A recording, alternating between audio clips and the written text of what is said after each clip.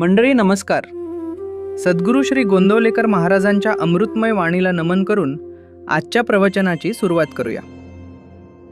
चला तर मग 16 डिसेंबर रोजीचे नाम हेच परमेश्वराची भेट करवून देईल.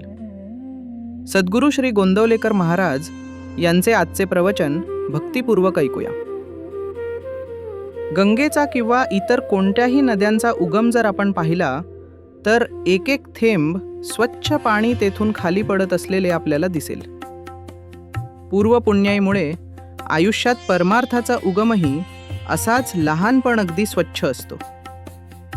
पुढे त्या स्वच्छ झऱ्याचे नदीत रूपांतर होते आणि अनेक ठिकाणांहून वाहत आल्याने तिचे पाणीही काहीसे गढूळ बनते. तसेच आपले जीवनही व्यवहारातल्या बऱ्या वाईट गोष्टींच्या सान्निध्यामुळे पुढे गढूळ बनत जाते. परंतु ज्याप्रमाणे पाण्याला तुरटी लावली म्हणजे पाणी स्वच्छ होऊन सर्व गाळ तळाशी राहतो, त्याप्रमाणे कोणतेही काम करताना नाम घेतले तर त्या कर्माचे गुणदोष तळाशी बसून वर निर्मळ जीवनाचा प्रत्यय येतो. कोणीही दाढीवाला साधू येऊन सांगू लागला की परमार्थ असा आहे तसा आहे, तर तुम्ही खुशाल छातीवर हात ठेवून सांगा की नामाशिवाय परमार्थच नाही. कर्म करताना नाम घेऊन समाधानात राहणे हाच खरा परमार्थ. भगवंताचे प्रेम यायला, त्याच्याबद्दल आपलेपणा वाटायला नामासारखे साधन नाही. आपलेपणाचे प्रेम किती असते पहा. एक मुलगा आईजवळ राहत होता. पुढे त्याचे लग्न झाले. त्याने बायको आपली मानली. तिच्याबद्दल त्याला प्रेम उत्पन्न झाले. पुढे ती जरा कृश झाली. त्याला वाटले ही शहाणी आहे, बोलत नाही, परंतु हिला आपल्या आईचा जाच असला पाहिजे. म्हणून तो वेगळा निघाला. आपले म्हटल्याने केवढे प्रेम उत्पन्न होते पहा. तेव्हा परमेश्वर आपलासा होण्यासाठी नामाच्या योगाने त्याच्यापाशी आपलेपणा निर्माण केला पाहिजे. रामाचे प्रेम हे त्याच्या नामाच्या संगतीनेच येऊ शकेल.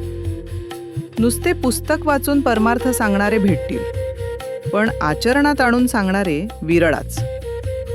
किती किती म्हणून प्रपंच केला तरी अपुराच पडतो.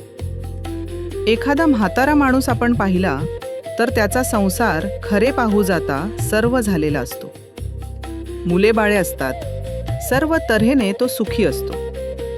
परंतु मरणसमयी म्हणतो, नातवाची मुंज पाहिली असती तर बरे झाले असते. माणूस वासनेत कसा गुंतलेला असतो ते यावरून कळेल. संसार कितीही केला तरी तो पुरा होऊ शकत नाही, तो अपूर्णच राहतो. मनुष्याच्या जीवनाची तळमळ परमेश्वर प्राप्तीशिवाय शमूच शकत नाही. त्याच्या जीवाला समाधान एका परमेश्वर भेटीतच मिळू शकते. आणि याकरिता आयुष्याच्या सुरुवातीपासूनच नामाची कास धरा.